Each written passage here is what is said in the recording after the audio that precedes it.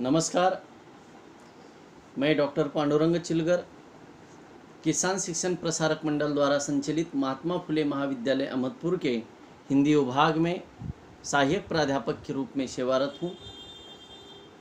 मित्रों, बीए तृतीय वर्ष के सभी छात्रों का और आप सभी विद्वज्जनों का सबसे पहले मैं हार्दिक स्वागत करता हूँ। स्वामी रामानंद तीर्थ मराठवाड़ा विश्वविद्यालय द्वारा ऐच्छिक बीए तृतीय वर्ष ऐच्छिक हिंदी का जो पाठ्यक्रम गठित किया गया उसमें पंचम सत्र का 10वां प्रश्न पत्र हिंदी भाषा, और इस प्रश्न पत्र के अंतर्गत हिंदी भाषा उद्भव एवं विकास इस पाठ्यक्रमित बिंदु पर मैंने विस्तार के साथ आपके सम्मुख चर्चा की है। सबसे पहले भाषा का उद्भव विकास हमने देखा। वैदिक संस्कृत से लेकर अपभ्रंश तक ये संस्कृत, पाली, प्राकृत, अपभ्रंश, हिंदी या अन्य आधुनिक आर्य भाषाएं किस परिवार की भाषा हैं, ये देखते समय संसार के विभिन्न भाषा परिवारों को देखा और विभिन्न विद्वानों के मतांतरों को भी मैंने आपके सम्मुख रखा।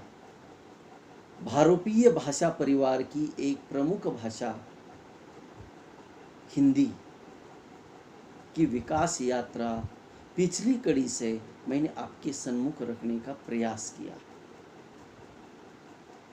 जिसमें हमने प्राचीन कालीन या आदिकालीन हिंदी को देखा। अपभ्रंश और हिंदी इसमें जो अंतर है उस व्याकरणिक अंतर को भी आपके सम्मुख रखा। ये हिंदी की विकास यात्रा का यह पहला चरण लगभग 500 वर्षों का माना गया है साहित्य के आधार पर, इसी सन 1000 से 1500 तक। और कोई भी भाषा का भाषा रूप का निश्चित व्युत्पत्ति समय और ह्रास समय बताया नहीं जा सकता। कितना भी बड़ा विद्वान क्यों न हो, वह बताने में आज तक सफल नहीं हुआ। मोटे तौर पर इसी सन 1000 से इसी सन 1500 तक यह आदिकालीन या प्राचीन हिंदी का कालक्रम बताया गया है, निश्चित किया गया है सर्वसम्मति के आधार पर, जिसका विवेचन मैंने पिछली कड़ी में किया है। अब इस कड़ी के अंतर्गत मध्यकालीन हिंदी को हम देखेंगे। इसका समय अवधि केवल 300 वर्षों का है, लेकिन अत्यंत मायने रखता है इसी सन 1500 से इसी सन 1800 तक, क्योंकि इस कालखंड में हिंदी में बहुत सारा साहित्य लिखा गया। साहित्य की दृष्टि से ये कालखंड हिंदी का स्वर्ण युग भी माना गया है। हिंदी साहित्य का इतिहास जब आप पढ़ते हैं तो उसमें आपको बताया जाता है कि हिंदी साहित्य का स्वर्ण युग भक्ति काल है, और भक्तिकालीन साहित्य इसी भाषा समय में लिखा गया। मित्रों, हिंदी भाषा के विकास का यह दूसरा महत्वपूर्ण चरण है जो मध्यकाल के नाम से जाना जाता है। पानीपत के प्रथम युद्ध के बाद अर्थात 1326 के बाद भारतवर्ष पर मुगलों की सत्ता देखी जाती है। अन्य आक्रमणकारियों की तुलना में मुगल शासक थोड़े से उदार थे।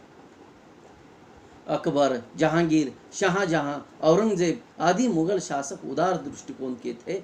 इन शासकों ने अपने दरबार में साहित्य कला को राजाश्रय भी दिया।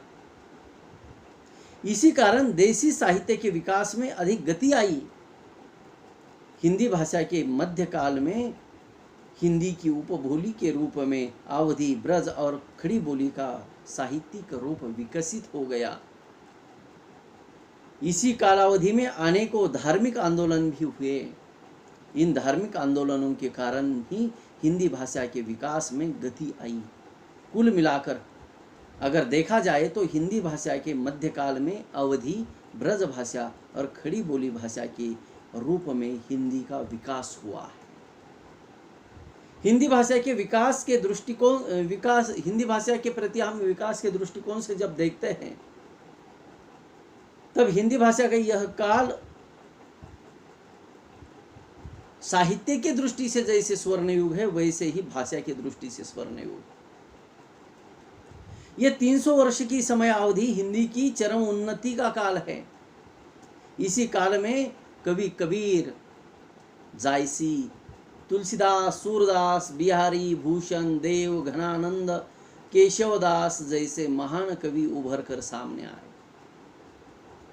मध्यकालीन हिंदी में भाषा में कई प्रकार का विभिन्न धाराओं का साहित्य काव्य लिखा गया।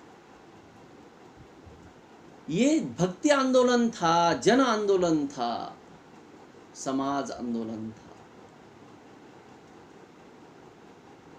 भक्ति काल, इस कालखंड को जब हम अलग से देखते हैं तो भक्ति काल में 3 धाराएं आपको दिखाई देती है, मुख्य 3 धाराएं। निर्गुण, सगुण। सगुण में राम भक्ति, कृष्ण भक्ति। निर्गुण में भी कई शाखाएं हैं, प्रेमाश्रयी, ज्ञानाश्रयी। संत कबीर और उनके अनुयायियों ने ईश्वर को सर्वव्यापी कहा। ज्ञान को ईश्वर प्राप्ति का मुख्य आधार माना गया और उसका प्रचार प्रसार उन्होंने किया। धाई आखर प्रेम का पढ़े सो पंडित होई।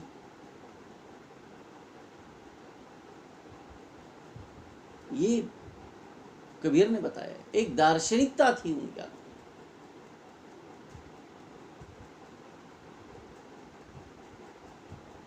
पोथी पढ़ जग मुआ, पंडित भयान कोई। धाई आखर प्रेम का पढ़े सो पंडित होई।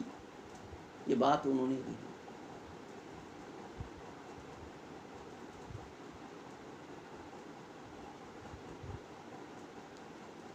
और उन्होंने ईश्वर को सर्वव्यापी कहा है। जहां जाओगे, जहां देखोगे, वहां ईश्वर है। उस ईश्वर के रहस्य को खोलने की कोशिश भी कबीर ने की।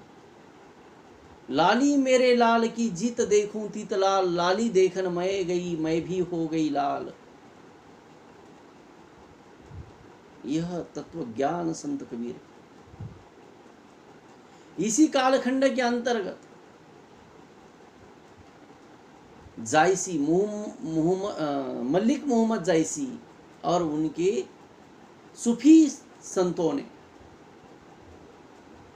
प्रेम के मार्ग से ईश्वर की प्राप्ति हो सकती है, अपने आराध्य की प्राप्ति हो सकती है, ये बताया। प्रेम, उसकी प्राप्ति के लिए फकीर क्यों न बनना पड़े।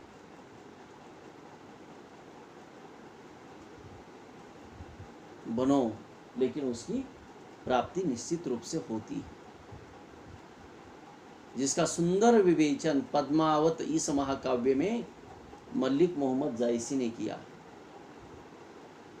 इसी हिंदी भाषा और साहित्य का स्वर्ण युग, इस कालखंड के अंतर्गत सगुण भक्ति शाखा, जिसमें गोस्वामी तुलसीदास और उनके अनुयायी राम भक्त थे। तुलसीदास ने रामचरितमानस जैसे महाकाव्य की रचना की और लोक मंगल की भावना, राजा कैसा हो, राम जैसा हो, राम राज्य की कल्पना की। अनिष्ट का निवारण करने वाले साहित्य की भी उन्होंने सृजन किया, क्योंकि सगुणता, मूर्ति पर विश्वास, ईश्वर पर विश्वास, अवतारवाद पर विश्वास, ये खास विशेषता तत्कालीन समय में तुलसीदास के साहित्य से हमें दिखाई देती है। एक तरफ कबीर ने मूर्ति पूजा का खंडन किया, तो दूसरी तरफ तुलसीदास ने, सूरदास ने, मीराबाई ने मूर्ति पूजा का पक्ष लिया।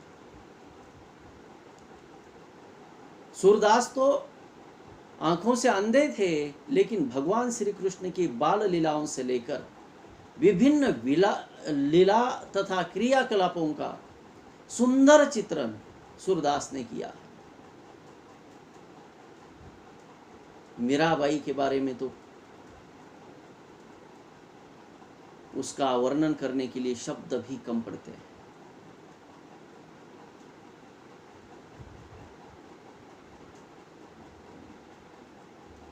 यानी उसके पश्चात इसी कालखंड के अंतर्गत रीतिकालीन साहित्य, गागर में सागर भरने का काम, भोग्य विद्वान, विभिन्न विषयों के विद्वान बिहारी,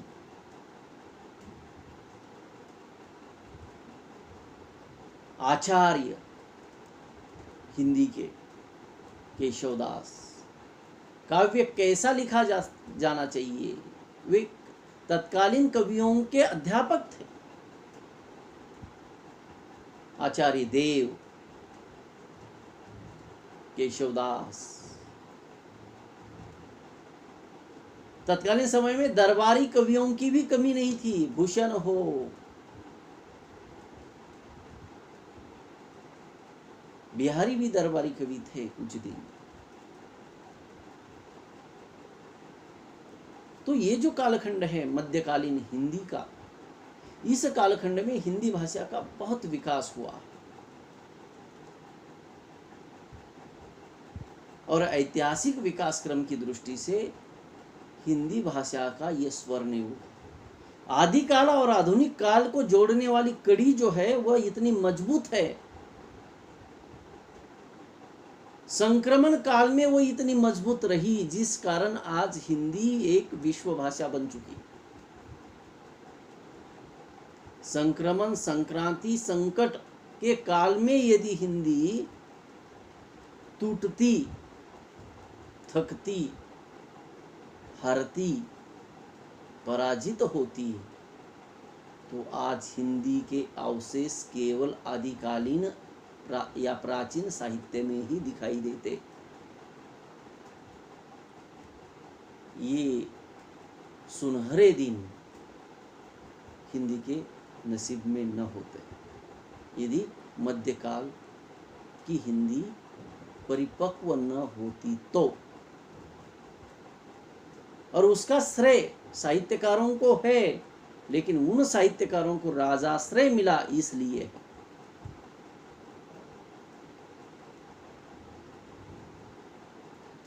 वे राजाएं कला प्रेमी थे और साहित्य भी एक कला है, इसलिए हिंदी का विकास हुआ। तो इस कालखंड के अंतर्गत मित्रों कुछ व्याकरणिक भी परिवर्तन हमें दिखाई देते हैं। मध्यकालीन हिंदी में शब्दांत का अलुप्त हो गया। मध्ययुगीन अवधि और ब्रज भाषा काव्य में श और मूर्धन्य श देखने को नहीं मिलता। मध्यकालीन हिंदी में व्याकरण की दृष्टि से सुधार नजर आता है, क्योंकि विभिन्न आचार्यों का योगदान है। मध्ययुगीन हिंदी भाषा में पुर्तगाली, स्पेनिश, फ्रांसी, अरबी, फारसी जैसे शब्दों का आधिक्य है और अंग्रेजी भाषा का भी आधिक्य इसी कालखंड में बढ़ा। मध्यकालीन हिंदी भाषा में शब्द, वाक्य, अर्थ, अलंकार, छंद, रस को अनन्य साधारण महत्व दिया गया, क्योंकि यह काव्य के विभिन्न अंग है, साहित्य के विभिन्न अंग हैं और भाषा के विभिन्न आभूषण हैं। भाषा का अंतरंग और बहिरंग दोनों प्रफुल्लित हुए इसी कालखंड में, दोनों का विकास हुआ। और मध्यकालीन युग में हिंदी काव्य भाषा के साथ साथ धीरे धीरे गद्य शैली की भी भाषा बन रही थी। ये खास विशेषताएं मध्यकालीन हिंदी की दिखाई देती है, इस प्रकार मध्यकालीन हिंदी की यह विकास यात्रा के अंतर्गत यह दूसरा चरण हिंदी का सचमुच स्वर्ण युग ही था। और इसी स्वर्ण युग के अंतर्गत बहुत सारे विद्वानों ने, कवियों ने, आचार्यों ने, शासकों ने भी हिंदी को रसद पहुंचाने का काम किया है, जिस कारण हिंदी प्रफुल्लित हुई, फली फूली। तो मित्रों, यह एक विश्व भाषा और विश्व भाषा की विकास यात्रा बहुत लंबी होती है, बहुत कुछ उससे सहना पड़ता है, बहुत कुछ अनुभव लेकर यह भाषा विकसित हुई है। तो इसी विकास यात्रा का तीसरा चरण जो है आधुनिक काल, इस आधुनिक काल को हम अगली कड़ी में देखेंगे। धन्यवाद।